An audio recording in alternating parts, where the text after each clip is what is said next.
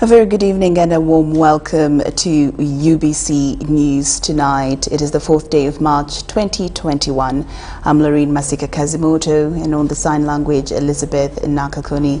We start off with our first headlining story this evening, with a few hours to the much anticipated meeting between incumbent President Yoweri Kaguta Museveni and opposition leaders under the umbrella organization, the Interparty Organization for Dialogue. The grounds have been set at Kololo Independence Ground, where the meeting is going to be held from a midst unknown agenda tomorrow.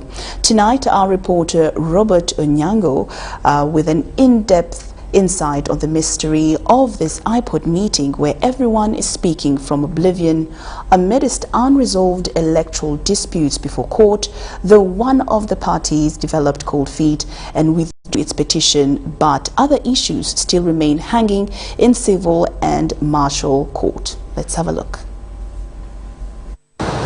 It is just hours to the third ordinary Interparty Organization for Dialogue iPod Summit, scheduled for 5th March 2021 at Kololo Independence Grounds. People have already undertaken the COVID tests. The venue has been prepared.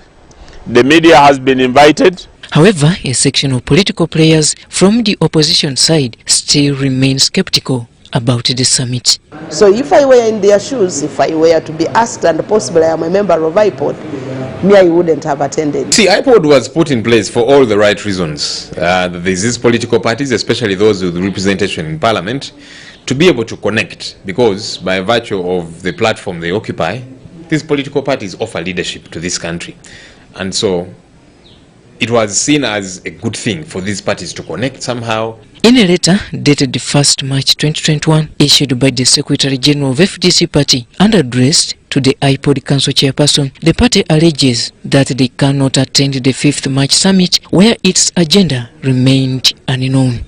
Emmanuel Dombo, the NRM mouthpiece, has however watered down these allegations. For even say that you are a party president, what's its name, and you just go without a paper, without notes, without a party position, because you don't know the agenda, and you think you're serious party leader, you'll be a joker. The agenda of the summit is formulated by the council, and all parties, including FDC, attended the council meeting. FDC was represented by 3 representatives at the level of a vice president. Amidst all this skepticism and criticism, many still believe that the Dialogue Summit is timely. When you see the animosity in our society, you see that the country is bleeding. So I thought iPod would be a platform to see how we heal our country, how we talk about issues that are bringing us together. A number of people are talking about dialoguing. iPod is about dialogue. The Interreligious Council is talking about people talking. So I strongly believe that in this dialogue, they are going to begin promoting dialogue of the entire country, so that consensus is generated on how best we should be governed. Although new political parties like National Unity Platform are not party to this coming summit, they are convinced its initial essence must be resurrected. That many times they would discuss things, issues in iPod, and none of them would be acted upon. So it became another avenue where people would meet, take a cup of tea, take pictures, and then depart. And so all these are concerns. I think that iPod should get back to the very initial reason for why it was set up. As of 4th March 2021, parties like National Resistance Movement, NRM, Democratic Party, Uganda People's Congress, and Justice Forum, JEMA, have so far confirmed their summit participation. Even if it will remain the Democratic Party alone, we are committed to the dialogue process. Even if we remain alone on the table of dialogue, we will be the last to quit dialogue. The 2021 Third Ordinary iPod Summit to convene this Friday 5th will be chaired by the NRM chairperson Yoweri Kaguta Museveni, and dialoguing on the election aftermath is expected to top the agenda. Robert Onyango, UBC News, Kampala.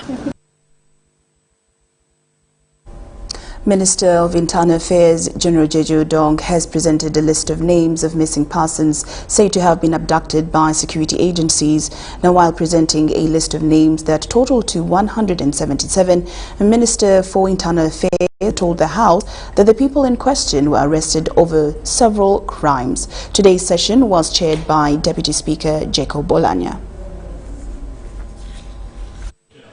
A few weeks ago, in his address to the nation, President Museveni said no person was missing but had rather been arrested by security organs, and consequently directed the army to produce a list of those arrested and make their names known to the public and relatives, but the same had not been complied with.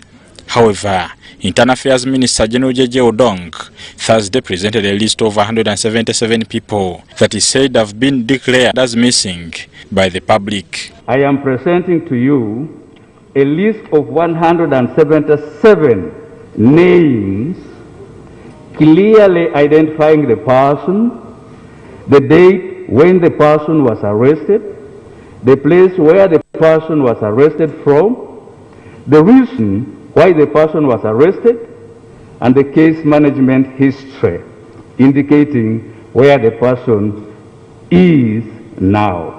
The minister told Parliament that 156 of the arrested were found in possession of military stores, 43 participated in riots, whereas 17 were planning post-election violence.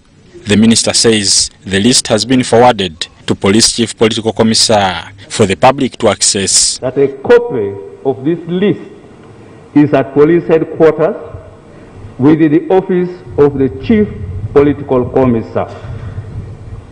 The public is encouraged to check with that office the whereabouts of their missing persons and to get processes and permission to visit them wherever they will be indicated to be. However, members tasked the minister to read their names and where they are detained, to which he did. I still have people in my constituency arrested. I don't know where they are. This list, I would be glad if the Honorable Jeje Odong can go name by name. Who is doing it? If NRM is a strong party, a strong institution, must condemn this action and should stop it straight away. Honorable Minister, I'm on your side, but I don't want to side with you on this matter. I want to know my people from Karungu, and I match them with the list I have as well. Mazi, remanded in Makindye. Kasozi Sharif, remanded in Makindye. Kasato Sambwa, remanded in Makindye. The place of present location is related to the reason for arrest. Dissatisfied legislators, however, wondered why most of those named were detained at Machindye, yet other detention centers are allegedly also holding suspects. Last week, as part of our oversight function, we made those people, the so-called abductees in Kitalia. And I don't know why the minister has conveniently chosen to speak about Makindye only, and yet other facilities mention Ruzira, mention Kitalia, mention Masaka, and many others. So it could be true that what the minister has been giving Parliament is only a fraction of those cases of missing Ugandans. Today, I am telling you, I am now aware of an additional 177. That does mean I have laid the matter to rest. I am continuing to investigate, to establish the matter, and as I get additional information, I will be coming back to this house to say these are the additional names of persons I have been able to establish, and this is where they are. The development comes as relatives of the missing persons continue to express concern over the whereabouts of their loved ones. Bernard Higa, UBC News, Parliament. Now, still on the case of missing persons, a section of MPs are concerned over continuous arrests of people without warrants. Remiaga County MP Theodore Sichkubo says the 177 arrests cannot be considered as arrests when people were being hijacked by plain-clothed personnel without any warrants. Now, under normal circumstances, in